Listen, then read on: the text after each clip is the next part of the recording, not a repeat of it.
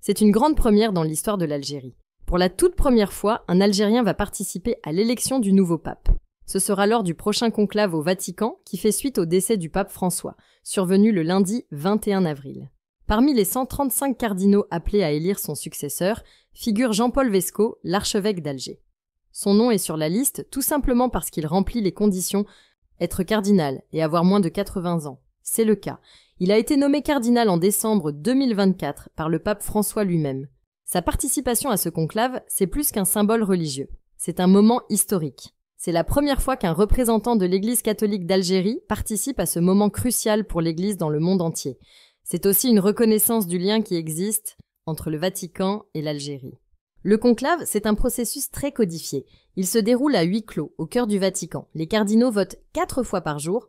Tant que la fumée qui s'échappe de la chapelle Sixtine est noire, aucun pape n'a encore été élu. Quand elle devient blanche, c'est que le choix a été fait. C'est un moment intense, spirituel et chargé d'enjeux.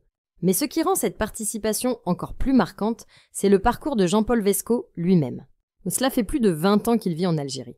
Il connaît parfaitement le pays, ses habitants, ses réalités. Il ne vient pas simplement y exercer une mission religieuse. Il s'est réellement enraciné. C'est un homme de dialogue, un homme de pont. Il a toujours prôné la coexistence pacifique entre les communautés. Et au fil des années, il est devenu une figure respectée dans la société algérienne.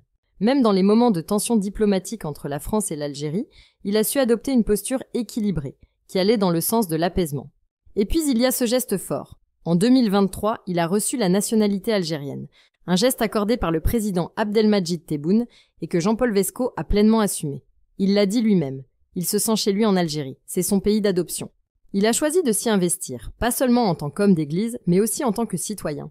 Cette naturalisation, ce n'est pas un simple acte administratif. C'est un message, celui d'un engagement total. Et c'est aussi le signe d'une Algérie ouverte, capable d'intégrer pleinement un responsable religieux venu d'ailleurs, mais profondément impliqué dans la vie locale. Avec sa participation au conclave, Jean-Paul Vesco porte une image forte, celle d'un représentant algérien au cœur de l'un des événements les plus importants pour le monde catholique.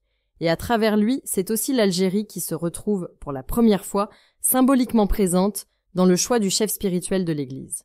Si la vidéo d'aujourd'hui vous a plu, n'oubliez pas de vous abonner pour ne pas manquer nos prochaines vidéos.